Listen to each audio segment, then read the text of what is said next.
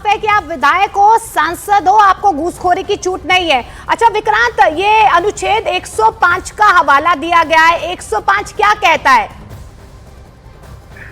संसद के जो सांसद होते हैं उनको, सांसदों और विधायकों को सदन के भीतर कुछ विशेषाधिकार होते हैं, कई तरह की इम्यूनिटी मिलती है। लेकिन क्या वो इम्यूनिटी आपराधिक मामले जैसे रिश्वत लेकर वोट देने के मामलों में भी क्या वो इम्यूनिटी शामिल रहेगी, इस बात पर चर्चा सुप्रीम कोर्ट को करनी थी।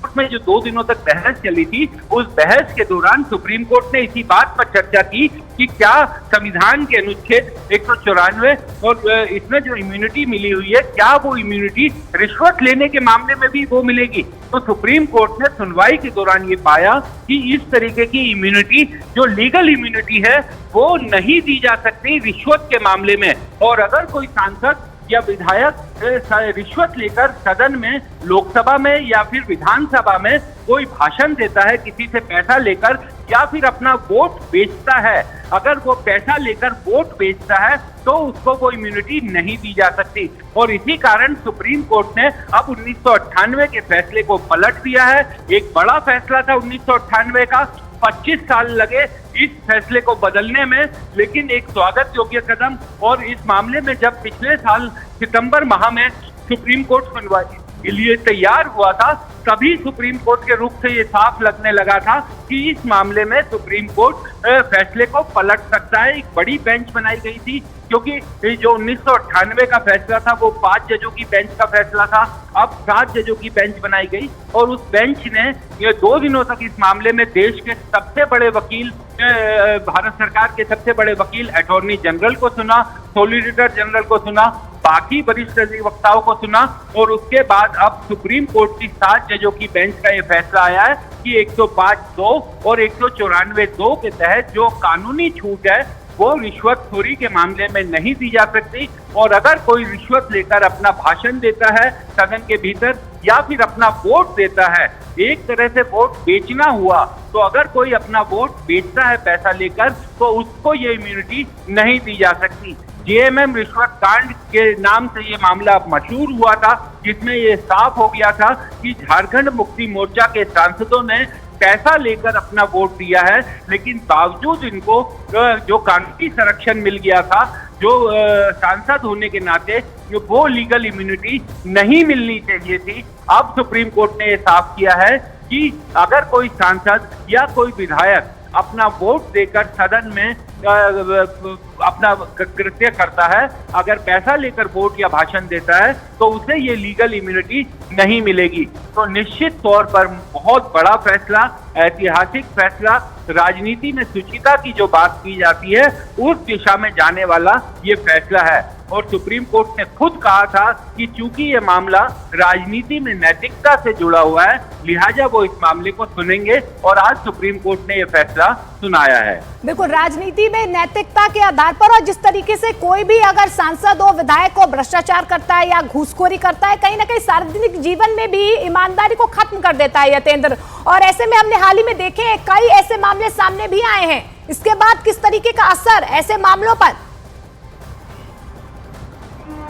देखिए, बिल्कुल ऐसे मामलों पर व्यापक तौर पर प्रभाव पड़ेगा, क्योंकि ज़्यादातर मामलों में कहीं ना कहीं यही आरोप लगते हैं कि पैसा लेकर वोट खरीदा गया है, या राज्यसभा या विधान परिषद में जिस तरह से वोटिंग होती है वो कहीं ना कहीं प्रभावित करती है पूरे मामले को। तो ऐसे में जो शुचिता है, जो नैतिकता की बात की जाती है, वो बनी रहनी चाहिए। और सुप्रीम कोर्ट का फैसला आज काफ़ी मील का पत्थर उस पर साबित होगा। लेकिन आपको बता दूं कि बार बार हमेशा यही कहा था जब वोटिंग का समय इस तरह का मामला आता है, क्रॉस वोटिंग का, कि अंतर्मन यानी अंतरात्मा की आवाज पर वोट करना चाहिए। हमेशा विपक्षी दल या दूसरे पक्ष के लोगों, सांसदों को तोड़ने के लिए हमेशा इस तरह की बातें करते हैं। तो इसमें साबित यह जरूर करना पड़ेगा कि सच में अगर किसी सांसद ने या किसी विधान सभा के मेंबर ने वोट दिया तो क्या वो पैसे के लिए दिया है, घूस लेकर दिया है, यह साबित होगा। तभी इस तरह का जो कानूनी कार्रवाई है वो उन पर होगी, क्योंकि ज्यादातर मामलों में तो अंतरात्मा की आवाज की बात कहकर उसको वोट को सही साबित करने की कोशिश की जाती है। लेकिन लेकिन आज का जो सुप्रीम कोर्ट का फैसला है वो काफी हद तक इस जो महीन लकीर जो की बात जो बार बार कही जाती है उसको खत्म करने की बात करेगा। और जब जांच में अगर ये बात आएगी कि ये पैसे लेकर या रिश्वत लेकर वोट दिया गया है या भाषण दिया गया है तो जरूर कानूनन उस पर कार्रवाई होगी, क्योंकि आज सुप्रीम कोर्ट की संवैधानिक पीठ ने उस विशेषाधिकार को स्पष्ट कर दिया है कि विशेषाधिकार के अंतर्गत नहीं आता, क्योंकि जो विशेषाधिकार 105 है वो जो सदन के अंदर कोई भी सांसद कोई भी अपना मत व्यक्त करता है, अपना विचार व्यक्त करता है या संसदीय समितियां जो होती हैं उनमें अपना विचार व्यक्त करता है तो उन्हें वो विशेषाधिकार प्रदान किया जाता है कि वो किसी भी तरह का विचार किसी भी तरह का मत व्यक्त कर सकते हैं और उसमें कोर्ट में उन पर कोई भी मुकदमा नहीं चलेगा। लेकिन जब आज जो संवैधानिक पीठ ने जो साफ किया है कि अगर वो पैसा लेकर किया जाता है, घूस लेकर किया जाता है, तो साफ है कि जो 105 संविधान का अनुच्छेद है जो विशेषाधिकार प्रदान करता है वो लागू नहीं होगा। घूसखोरी के मामले में मुकदमा आम लोगों की तरह चलेगा, उन्हें कोर्ट में केस का सामना करना ही पड़ेगा, यानी कि विशेषाधिकार उन्हें इस तरह के मामलों में नहीं बचा सकता। जी बिल्कुल साफ तौर पर सुप्रीम कोर्ट की तरफ से अनुच्छेद 105(2) और 194(2) के तहत सांसदों और विधायकों को हासिल विशेषाधिकार की व्याख्या की है और उसके बाद ये बड़ा ऐतिहासिक फैसला सुनाया गया है। देखिए हम लगातार आपको सुनवा भी रहे हैं कि किस तरीके से रिएक्शंस आ रहे हैं, कुछ और रिएक्शंस आपको सुनवा देते हैं। क्या कुछ कहा जा रहा है इस पूरे फैसले के बाद? अश्विनी उपाध्याय ने क्या कहा है, ये सुनिए।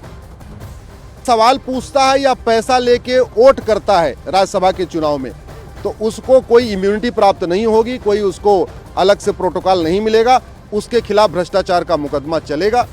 माननीय सुप्रीम कोर्ट ने कहा है कि ये पैसा लेके वोट करना और पैसा लेके सवाल पूछना ये पार्लियामेंट्री डेमोक्रेसी के लिए जहर के समान है, ये पार्लियामेंट्री डेमोक्रेसी के लिए कैंसर है, इसलिए इसको रोकना बहुत ज़रूरी है। और आज स्पष्ट कर दिया है अब किसी भी विधायक को या किसी भी सांसद को पैसा लेके पार्लियामेंट में कुछ भी करने पे कोई इम्यूनिटी नहीं होगी, उसको नॉर्मल जैसे एक क्रिमिनल के खिलाफ केस चलता है, एक भ्रष्टाचारी खिलाफ केस चलता है, वो भ्रष्टाचारी खिलाफ केस चलेगा। तो देखिए यहाँ पर अश्विनी उपाध्याय की तरफ से साफ तौर पर कहा जा रहा है कि आपको कोई विशेष छूट नहीं होगी, आप घूसखोरी करेंगे, आप गलत काम करेंगे, पैसे लेंगे, फिर सदन में जाकर वोट करेंगे या किसी भी तरह की रिश्वतखोरी में आप संलिप्त होंगे तो आप कानून से ऊपर नहीं है। और विक्रांत लगातार हमारे सहयोगी भी बने हुए हैं जो सरल भाषा में हमें समझाने की कोशिश कर रहे हैं कि किस तरीके का असर इस फैसले के बाद हो सकता है।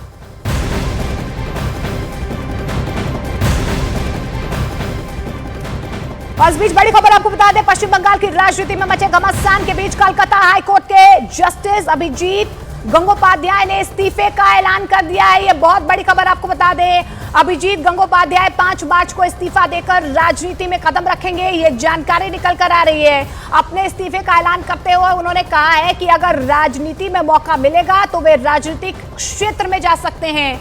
अभिजीत गंगोपाध्याय ने एक इंटरव्यू में कहा है कि 4 मार्च उनका आखिरी वर्किंग डे होगा, वो कलकत्ता हाई कोर्ट में अलॉट किए गए मामलों की सुनवाई पूरा करेंगे और फिर इस्तीफा देंगे। गंगोपाध्याय ने कलकत्ता हाई कोर्ट के जस्टिस के तौर पर शिक्षक भर्ती घोटाला सहित कई मामलों में फैसला सुनाकर सुर्खियां बटोरी थी।